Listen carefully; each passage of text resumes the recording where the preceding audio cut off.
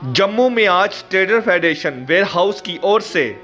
पूर्व विधायक राजेश गुप्ता जी को श्रद्धांजलि अर्पित की गई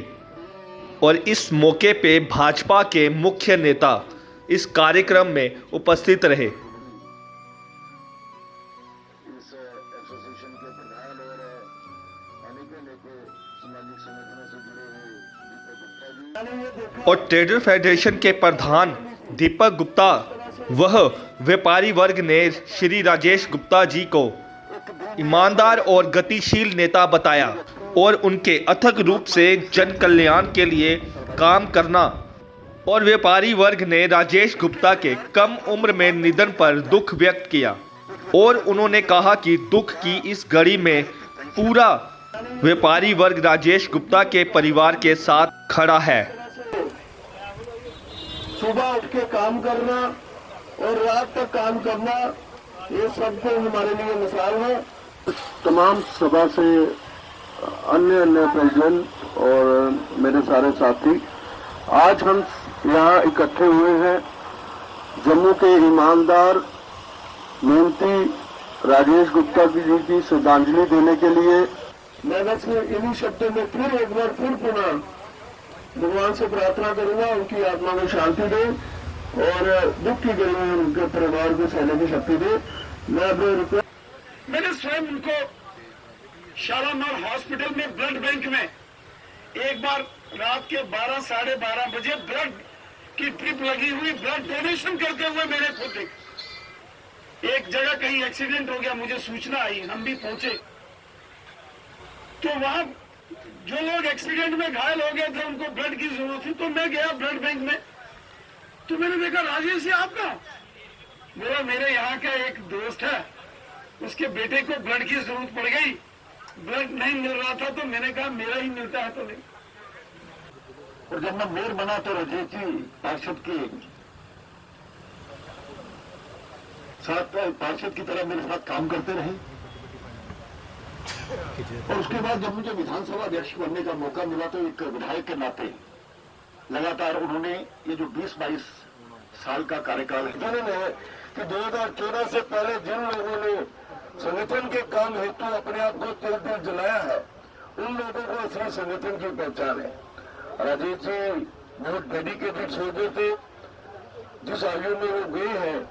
इस आयु में अमूमन कईयों का राजनीतिक सफर शुरू होता है। जिस पद पर भी होते उन्होंने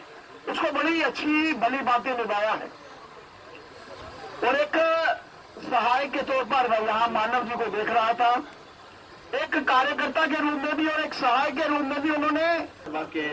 विधायक के नाते उन्होंने कार्य करते करते जिस प्रकार लोगों का मन मोह लिया कि उनके घर जाना हुआ, लगता नहीं था कि वो इतनी जल्दी हम लोगों को छोड़ के जाएंगे। जम्मू कश्मीर के अंदर पिछले कुछ दिनों से यहाँ का माहौल खराब करने की एक साजिश हो रही है और इस साजिश के तहत कुछ शरारती तत्व जो हैं वो इस प्रयास में हैं कि जम्मू कश्मीर में आपसी सौहार्द, भाईचारा, प्यार, इसमें खलल डाला जाए, रंग में भंग डालने की एक साजिश हो रही है। पहले आतंकवादियों द्वारा टारगेटेड किलिंग्स करके यहाँ बेगुनाह लोगों की हत्या करके एक डर और खौफ का माहौल बनाने की एक साजिश की गई और अब यहाँ आपस में धर्म के नाम पर कम्युनल टेंशन्स बनाने का एक षड्यंत्र हो रहा है। मैं सभी जम्मू कश्मीर के वासियों से हाथ जोड़कर निवेदन करता हूँ, हमको किसी भी प्रकार के अफवाहों में, रूमर्स में और प्रोपेगेंडे में नहीं पड़ना चाहिए। ये जम्मू कश्मीर, ये हिंदुस्तान हम सब का है। कोई हिंदू है, मुसलमान है, सिख है, ईसाई है, जम्मू का है या कश्मीर का है, हम सबको मिलकर यहाँ रहना है और आपसी भाईचारा हमको मेंटेन रखना है और हम सबको एक दूसरे की बहुत इज्जत करनी है।